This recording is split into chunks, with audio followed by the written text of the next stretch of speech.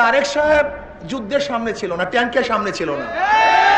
মির্জা ফখরুল সাহেব ট্যাঙ্কের সামনে ছিল না। বিএনপির কোন লিডাররা ওই আন্দোলনের সময় ট্যাঙ্কের সামনে ছিল না, বুলেটের সামনে ছিল না। এমনকি আমি প্রশ্ন করতে চাই, জামাতের অনেক ভাইরা তো সামনে আসতে পারে না কৌশলের কারণে, সেটা ভিন্ন কথা, আসে নাই। শিবিরের একজন বড় লিডার দেখবেন না সামনে ছিল।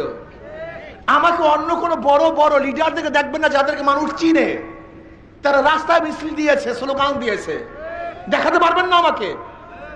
জাতীয় কোন লিডার ইসলামী আন্দোলনের বাহিরে জুলাই আগস্টের বিপ্লবে রাস্তায় ছিল, দেখাতে পারবেন না। রাস্তায় ছিলাম আমরা, বুলেটের সামনে ছিলাম আমরা, ট্যাঙ্কের সামনে ছিলাম আমরা। আল্লাহ না করুক, ধরে নেন যদি আন্দোলন সাকসেস নাই হইতো, সবাই শেখ হাসিনার কাছে গিয়ে বলতো আমরা তো ছিলাম না, আমরা তো অংশগ্রহণ করিনি, আমরা তো আপনাদের সাথেই ছিলাম।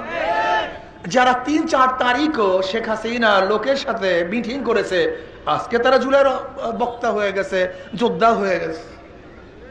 ধরে না যদি আন্দোলন সাকসেস না হতাম, তাহলে আমার অবস্থাটা কি হতো, আমাদের অবস্থাটা কি হতো?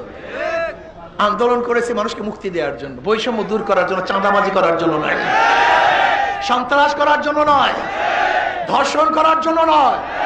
বাংলাদেশ আমরা ঐক্যবদ্ধ হয়েছে, বাংলাদেশ আর কোন ধর্ষক চাঁদাবাজকে আর ক্ষমতা নিবে না ইনশাআল্লাহ। যারা দুর্নীতি করছে বাংলাদেশের মানুষ, তাদেরকে ক্ষমতায় নিবে না ইনশাআল্লাহ।